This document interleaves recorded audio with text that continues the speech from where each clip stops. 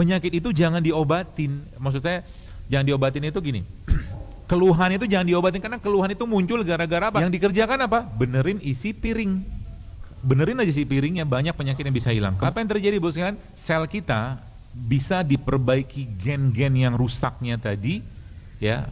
Kalau seandainya kita lebih banyak mengkonsumsi, banyak sekali penyakit-penyakit degeneratif yang bisa hilang. Banyak banget perubahan-perubahan kesehatan yang kita akan dapatkan dan keluhan-keluhan badan kita akan hilang dengan pola-pola kayak begini. Anda makan begini pagi-pagi, seharian Anda akan happy. Teman-teman, kalau malam itu kita, apa yang kita makan atau kita minum? Siang-siang apa harus kita kerjakan? Misalkan kita pengen makan, yaudah makan. Apa yang kerjakan? Apa yang pertama kali kita makan?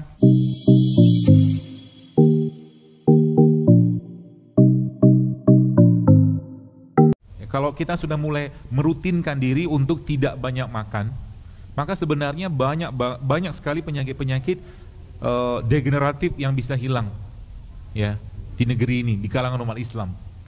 Kalau kita mulai membiasakan untuk tidak banyak-banyak makan, ya. Tanda kita sudah kebanyakan makan apa? Dulu wajahnya persegi, sekarang bulat. Nah itu salah satunya. Salah satu, ya. Atau ya banyak sih, itu mungkin bisa diukur dengan indikator-indikator tertentu, ya. Nah, tadi kita sudah membahas tentang apa tuh namanya, fase, ya. Terakhir kalau nggak salah tanda-tanda tubuh kita perlu dibersihin. Tadi kan ada terakhir itu adalah feeling depressed, ya. Feeling depressed itu moody, bawaan baper, nggak jelas. Terus bahas yang terakhir kan waktu saya bilang tentang buah gitu loh, ya. Jadi kalau ada teman kita atau kita mungkin lagi kurang mood, kurang happy, baperan, ciri-ciri orang baper apa? Gampang left group.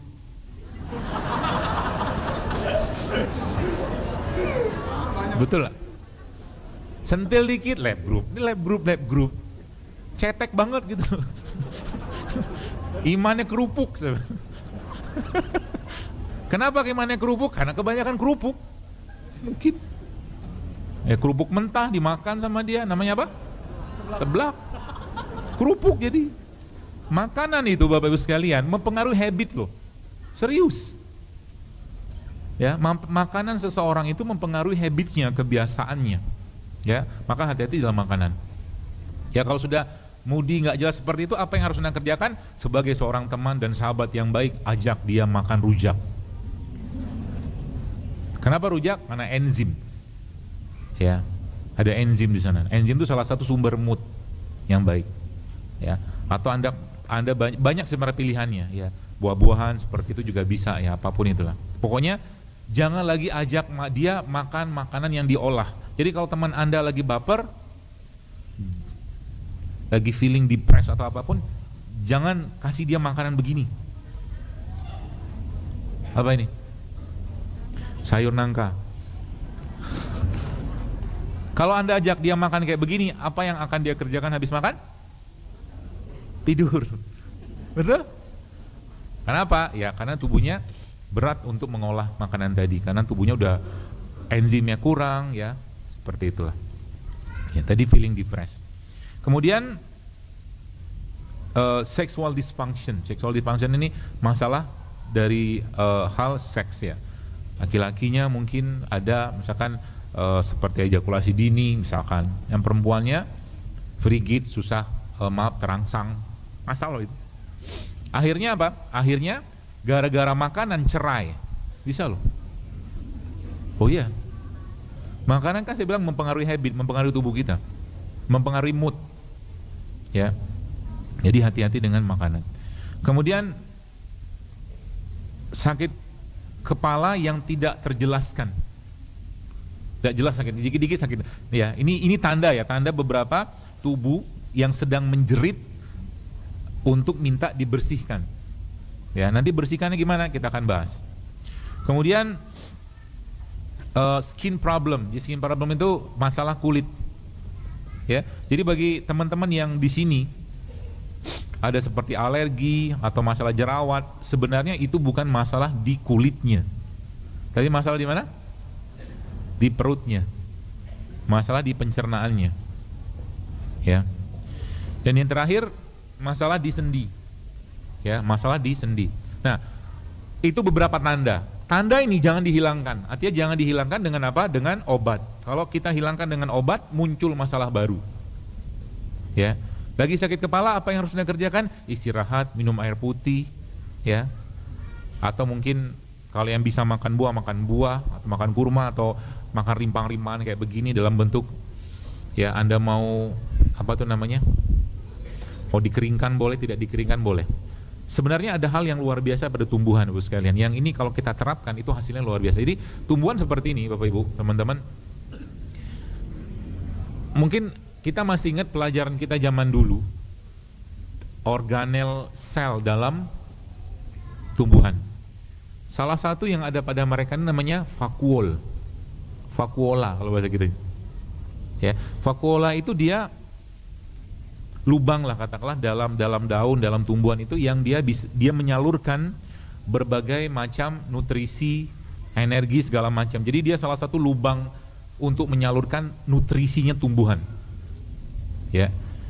Kenapa kita minum infus water itu, atau mungkin apa hikmahnya Nabi kalau membuat infus water menggunakan kurma kering, nggak kurma basah kan?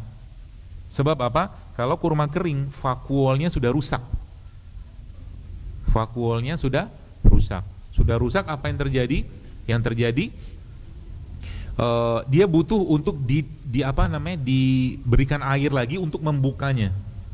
Ya, itu sebabnya kalau kita kalau kita merendam kurma basah itu harus hati-hati sebab dia bisa fermentasi. Maka lebih disarankan untuk yang kering. Paham ya?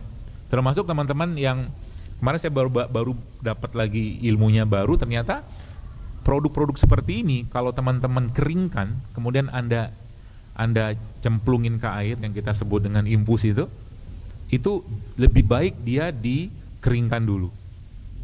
Ini. Ya. Kenapa dikeringkan? Karena kalau dikeringkan maka vakuolnya rusak.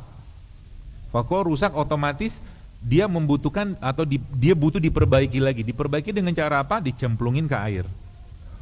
Gitu loh. Maka dia akan baik lagi. Maka dia mulakan memberikan atau mengeluarkan nutrisinya dia.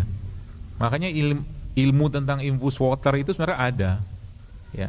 Coba deh kalau teman-teman mau nyoba penelitian atau riset sederhana ala-alanya kita. Coba Anda minum 3 hari air putih aja. Pagi, siang, malam air putih. Terus hari berikutnya atau hari keempat Anda minum air yang direndam sama rimpang kayak begini. Coba lihat hasil reaksi tubuhnya mah. Beda loh. Akan beda. Jadi kalau ada yang bilang kalau saya pribadi ya nggak apa-apa, kalau nggak setuju nggak apa-apa. Ya, maksudnya infus water tuh nggak ada manfaatnya ya silakan aja. Kalau saya ada manfaatnya karena emang ada dasarnya. Ya, ada dasar bahwa dia memang bisa keluar. Makanya ya itu sebabnya juga kita bisa belajar dari Nabi. Ya, kemarin saya dapat WhatsApp lah gitu kan dari teman.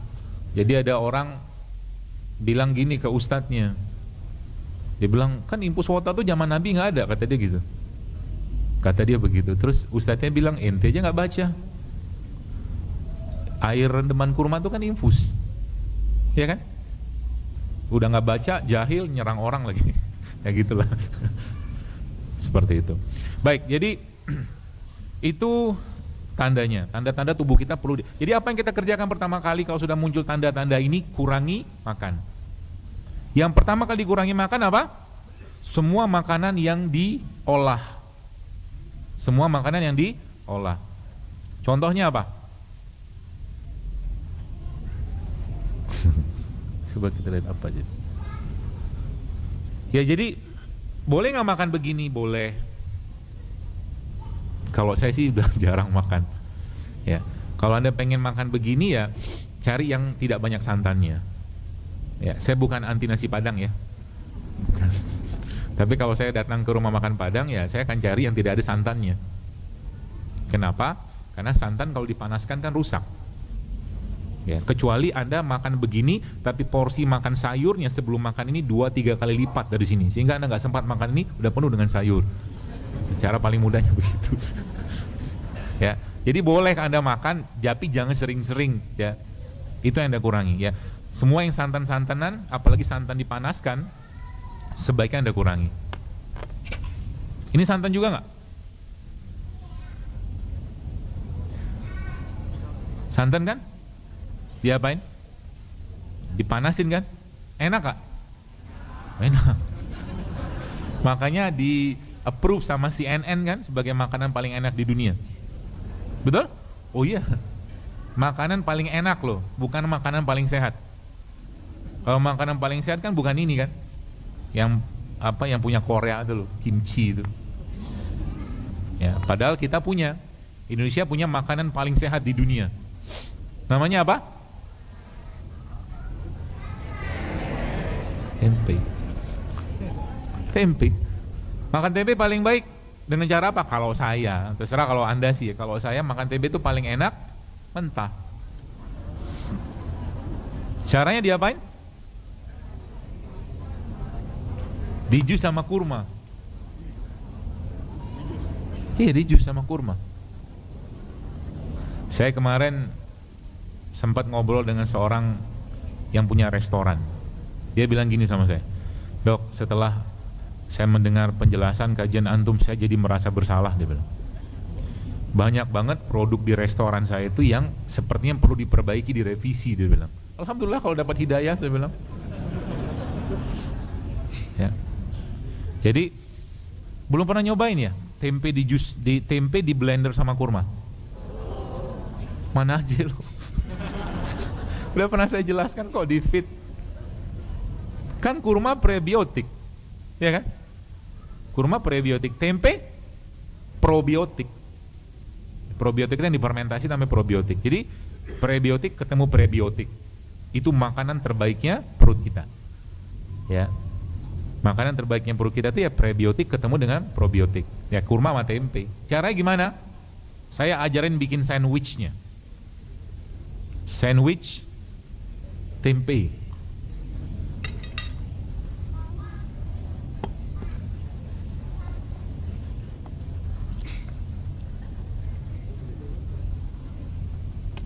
Bila enak beritahu teman, tak enak beritahu kami. Slogan rumah makan Padang.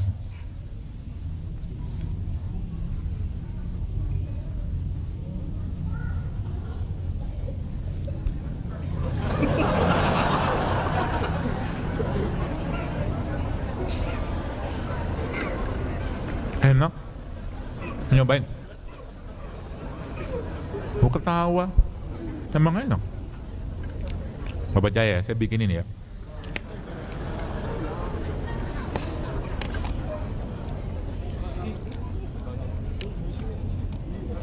Wih, ini the best, Pak. Anda makan begini pagi-pagi, seharian Anda akan happy. Serius. Karena sumber mood booster kita tuh adanya di pencernaan. Beli 3 gratis 1.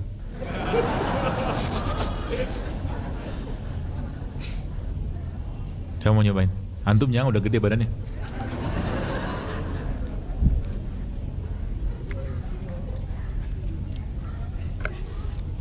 Tuh wajahnya berseri-berseri gitu dia. Enak. Kombinasi produk lokal sama produk Nabi gitu. Enak. Ya. Tempe ini isinya apa? Kedelai kan? Protein kan? Sebenarnya kalau digoreng protein rusak. Nanti teman-teman coba browsing. Denaturasi protein terjadi pada suhu berapa? Nanti coba lihat. Jadi tempe itu kalau digoreng sebenarnya sudah banyak hilang nutrisinya. Jadi bagusnya makan tempe apa? Ya mentah. Kayak begini. Ya asal tempenya benar ya. Tempe yang bagus. Saya makan dulu ya.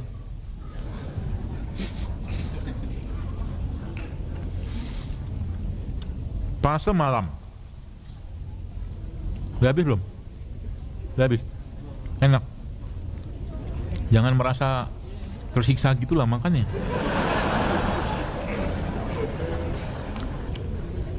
Enak kan? Alhamdulillah. Masih ada, nanti kalau mau bikin sendiri. Nah, jadi tadi kan kita masuk fase malam. Ya, kita akan belajar fase malam. Fase malam tadi fase istirahat. Jadi teman-teman kalau malam itu kita Apa yang kita makan atau kita minum untuk menguatkan fungsi pembersihan di malam hari, kan istirahat judulnya kan. Maka yang Anda minum di malam-malam itu sebaiknya, kalau saya sih menyarankan, lebih baik minuman-minuman yang kalorinya rendah. Contohnya apa? Ya kayak begini nih, air jahe, air kunyit, air serai malam.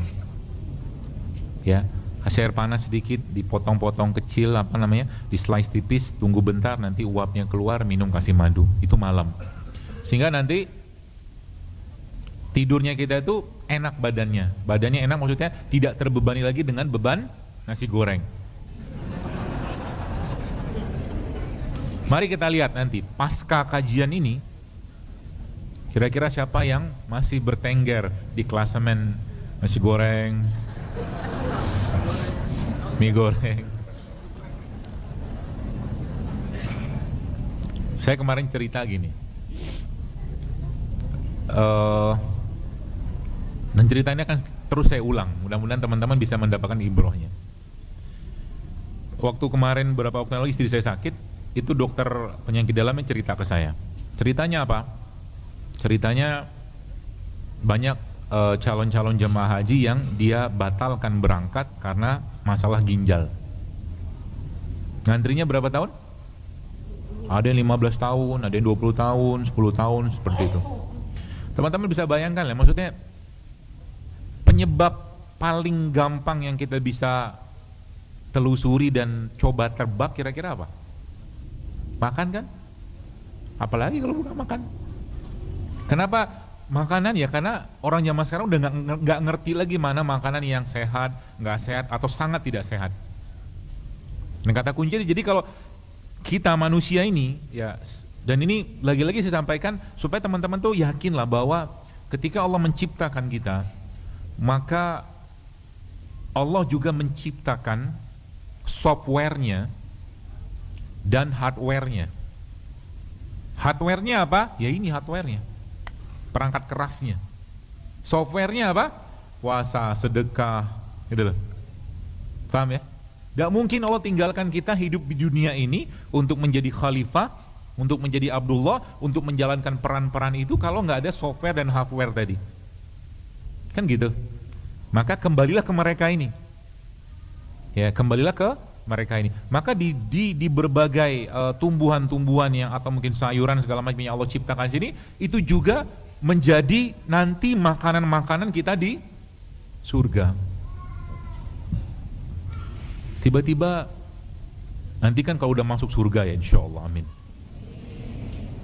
Kita minta jahe sama Allah kan, atau mungkin tiba-tiba disuguhin jahe, kita kaget, kok nggak ada es teler misalkan gitu. Ya di sana nggak ada es teler, ada kan ya jahe. Yang jahe kan salah satu, jadi sebagian dari makanan penghuni atau yang kita makan di bumi ini ada nanti di surga. Maka supaya kita memantaskan diri kita untuk menjadi penghuni surga, latihanlah untuk makan minum penghuni surga. Coba baca di dalam Quran, banyak kok, ada kacang-kacangan, nanti ada madu, ya, ada jahe, ya, ada susu, ya. Susu apa? Ya tahu susu apa nanti di sana. Ya, seperti itu. Latihan. Di surga ada bakso nggak? Ada sih. Pasti ada. Tinggal kita minta sama, kan kita mau apa semua kan, cuman baksonya pasti sehat, non gluten. Mungkin ya, baksonya non gluten. Ya gitu. Nah, itu pas malam. Jadi malam yang kita makan apa, atau mungkin supaya tidak terlalu berat beban pencernaan kita apa, makanlah atau minumlah makanan-makanan atau produk ciptaan Allah yang kalorinya rendah.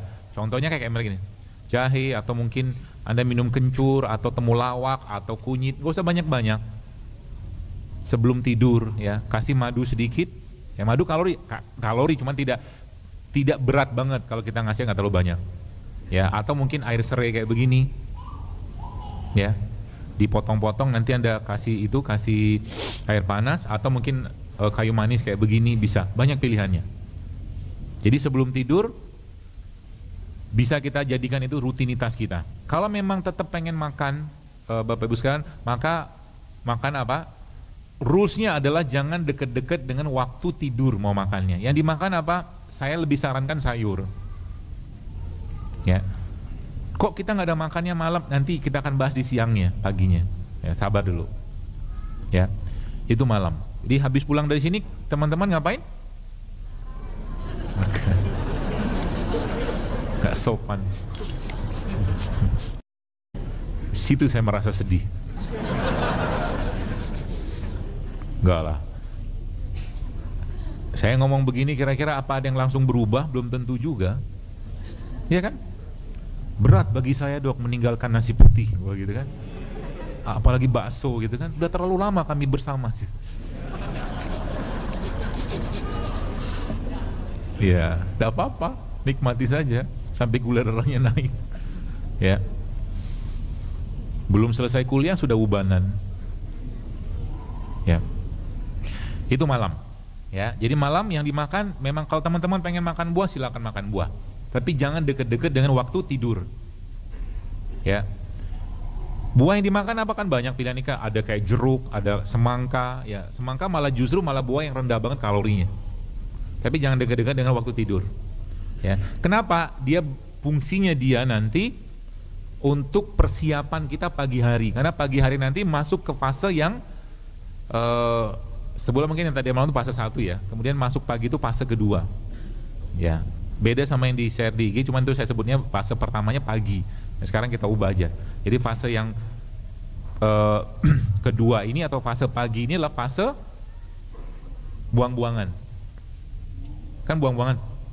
Nah, ketika pagi buang-buangan, maka jangan bebani dengan beban-beban yang bisa membuat pencernaan kita juga bermasalah. Maka Nabi SAW mengajarkan kepada kita, ya kalau beliau menganjurkan ya, sebenarnya kalau kita sudah mulai membiasakan ini bagus banget efeknya. Pagi-pagi sarapannya diganti.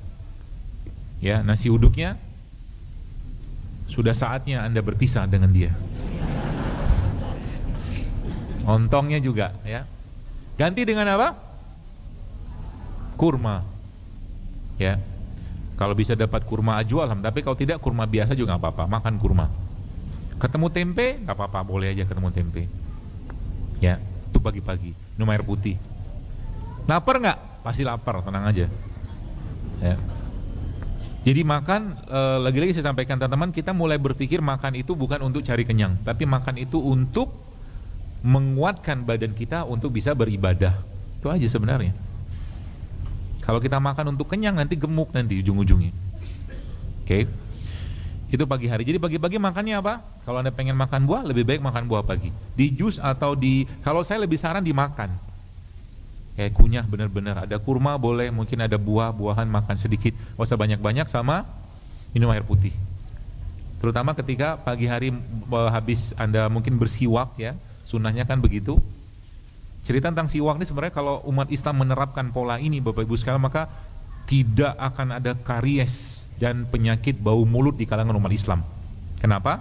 Karena Nabi menjelaskan dalam sebuah hadis bahwa kalau tidak memberatkan umatku, maka aku akan perintahkan mereka untuk bersiwak setiap habis berwudu. Itu yang pertama. Kalau tidak memberatkan umatku, kata Rasulullah, aku akan perintahkan mereka untuk bersiwak setiap kali sholat, mau sholat. Berapa kali itu? Banyak loh, ini kalau sholat wajib 5 kali, wudu 5 kali 10, sholat sunnah hampir 30 kali loh, kita bisa hari itu bisa bersiwak. Kalau itu saja kalau kita kerjakan setiap hari, Masya Allah, harusnya tidak ada lagi bau mulut, tidak ada lagi karies. Karena isi siwak itu sebagian besar sama kayak yang ada di odol, itu baru siwak. Maka salah satu sunnah kenabian adalah bersiwak, mencukur bulu kemaluan, mencukur kumis, pakai wangi-wangian, itu salah satu dari 5 sunnah, beberapa sunnah kenabian ya, termasuk berbekam juga sunnah kenabian. Itu pagi. Jadi pagi-pagi besok udah siap berubah sarapannya? Siap.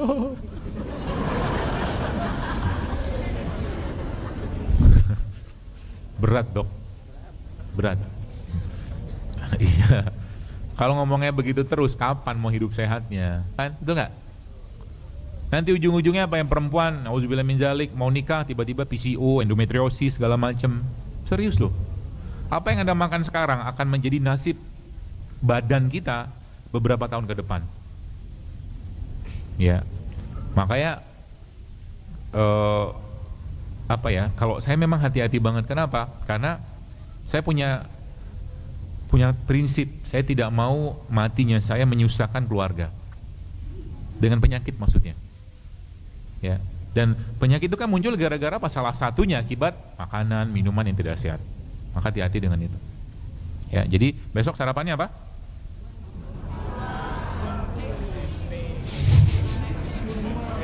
Serius ya? Allah saksinya loh. Hah?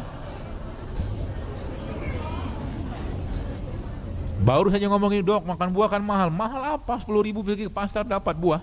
Betul nggak? Nggak ada yang mahal. 10.000 dapat nasi uduk. Sekarang gini, kalau teman-teman masih berbinar-binar melihat satu piring nasi uduk, tapi kurang berbinar-binar melihat begini, artinya enzimnya masih kurang. Ya, Anda harus lebih antusias dengan ini. Ya, kenapa? Ada vitaminnya, ada enzimnya, ada mineralnya, dan itu hampir sebagian besar tidak ada lagi di sini gitu loh. Apalagi telur. Telur itu kan apa? Protein kan? Telur itu diceplok, panas nggak? Rusak nggak proteinnya? Rusak. Jadi makan telur bagusnya apa? Ini aliran apa? Mentah semua. Emang iya.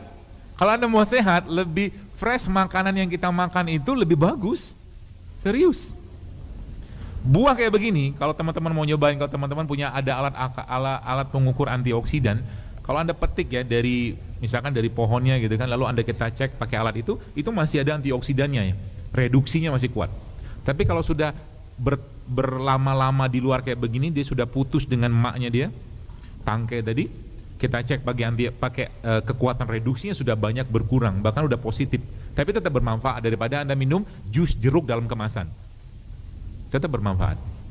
Ya, jadi semakin banyak makanan olahan yang dipanaskan atau mungkin dimasak berulang yang kita kurangi semakin baik. Dan nanti teman-teman lihat, penyakit itu jangan diobatin. Maksud saya jangan diobatin itu gini. Keluhan itu jangan diobatin karena keluhan itu muncul gara-gara apa? Gara-gara tubuh kekurangan nutrisi. Seperti itu aja sebenarnya. Jadi yang dikerjakan apa? Benerin isi piring. Ya, benerin isi piring mulai sekarang. Jadi pagi-pagi besok kalau mau nyobain, ya ambil buah, mungkin ada ambil jeruk atau mungkin semangka atau jambu, makan sebentar. Hidup sehat. Kasih hashtagnya sambil wajahnya sedih.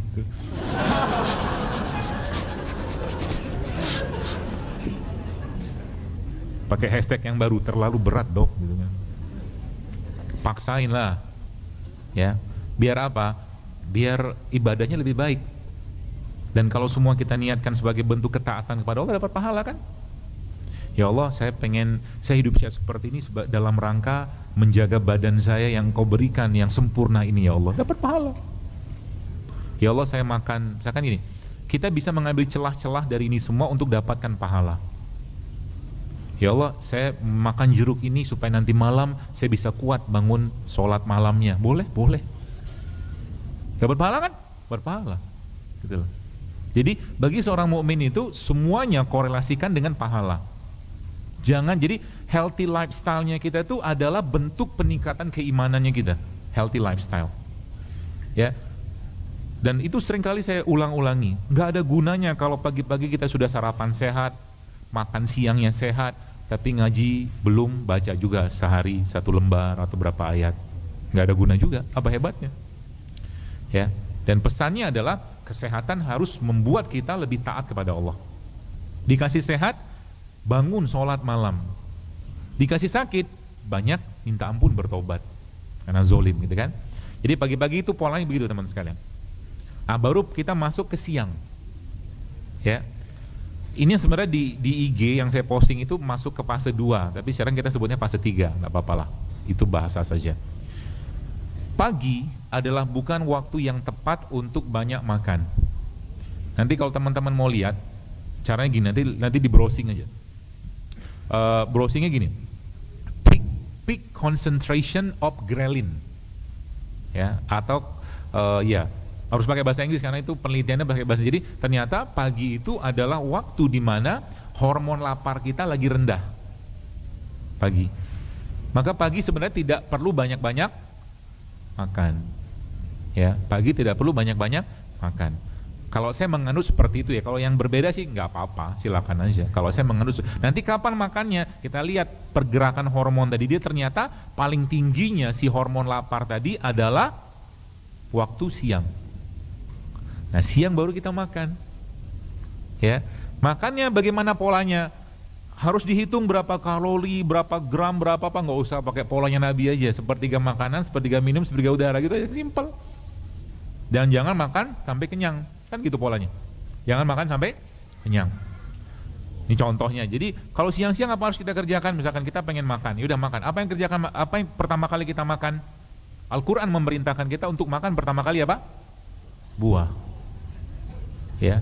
Maka siang-siang itu sebelum Anda makan berat, ya, makanlah buah dulu. Berapa banyak? Ya hitunglah sendiri. Kebutuhan kita kan beda-beda tiap orang. Habis makan buah makan apa?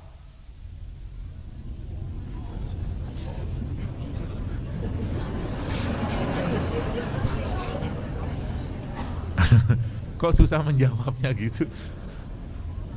Habis makan buah baru makan sayur.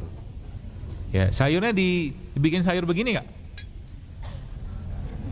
Santan lagi kan? Ya, semakin mentah semakin bagus. Jadi gini, coba saya ada beberapa jenis sayuran yang mereka ini Bapak Ibu sekalian punya keunggulan-keunggulan, entah itu diolah, dimasak. Nah nih, tomat itu kalau kita masak, kalau kita kayak semacam di steam gitu ya, dia akan tinggi banget likopen atau anti kankernya ketika di steam tuh tomat. Ya, tomat itu lebih baik dimakan sudah diapakan di steam ya, dikukus gitu kan. Kemudian eggplant ini terong tuh bagus ya. Dia bisa untuk menetralkan banyak logam-logam berat juga, tapi jangan terlalu banyak. Kemudian ada lagi namanya sulforapan. Sulforapan ini adalah satu bahan yang Allah ciptakan di dalam produk ciptaannya yang ada pada apa? Nih, brokoli. Ya, yang ini bisa Anda makan mentah atau di steam. Kalau dia mentah atau di steam, maka dia akan mengeluarkan sulforapan. Sulforapan ini kalau dia keluar, maka tubuh akan melakukan proses autodetox. Canggih kan? Gitu kan? Jadi saya katakan, benerin aja si piringnya, banyak penyakit yang bisa hilang. Kemudian wortel. Nih. Wortel ini teman-teman sudah banyak yang tahu kan, karoten ya, beta karoten. Dia bagusnya diapain? Di cook, dimasak, di steam. Ya. Jadi jangan dikasih santan. Jadi maksudnya lebih baik di steam ya, atau Anda rebus gitu juga baik. Kemudian paprika. Paprika ini bagusnya dimakan mentah. Ya, dimakan mentah. Kemudian terakhir jamur. Ya, jamur juga salah satu yang Allah ciptakan yang sangat baik untuk mengikat logam-logam berat, di samping jenis bawang-bawangan. Nanti kalau teman-teman bisa bikin sup, jadi pagi-pagi itu misalkan kita boleh nggak bikin variasi makanan, boleh. Jamur itu kalorinya rendah, jadi pagi-pagi Anda bisa bikin sup jamur. Sup jamur nanti isinya apa? Isinya banyak rempah-rempah, jahe, mungkin ada kunyit sebagian, kemudian ada bawang-bawangan. Itu Anda minum airnya pagi-pagi. Jadi tidak terlalu banyak tapi cukup untuk memberikan energi, karena mereka semua banyak mikronutriennya ya, pagi-pagi seperti itu polanya ya. Kemudian tadi siang kan sayuran tuh, kita butuh karbo nggak? Butuh, tapi karbonya saran saya jangan lagi ambil dari nasi putih ya, saran saya. Enak banget nih, gulainya kena nasi, ngapain ya? Diaduk-aduk mas. Kita lihat nanti setelah kajian masih bertahan nggak ini. Terus ada yang bilang mubazir dong. Muka-muka rendang udah mulai kelihatan. Karbonya butuh, kita tetap butuh karbo. Ya, saya tidak anti karbo, saya bukan keto juga. Ya, kadang-kadang saya makan nasi tapi nggak banyak. Kalau Anda bisa dapatkan nasi merah, bisa pakai nasi merah.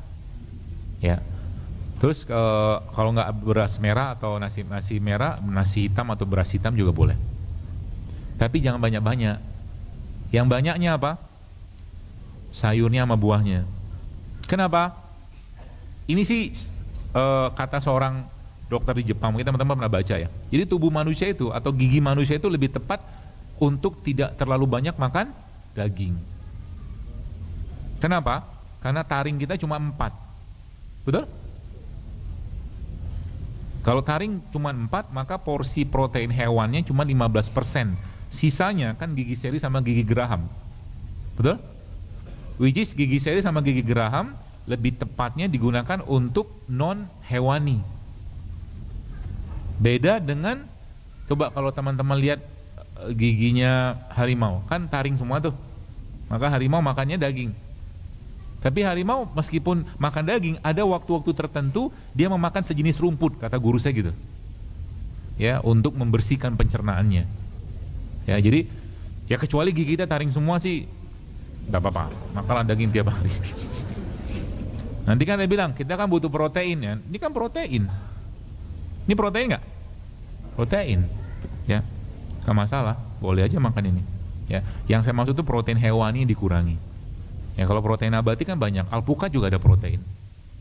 Ya, apa yang terjadi bos kan? Sel kita bisa diperbaiki gen-gen yang rusaknya tadi, ya. Kalau seandainya kita lebih banyak mengkonsumsi beliau-beliau ini nih, sayur ini.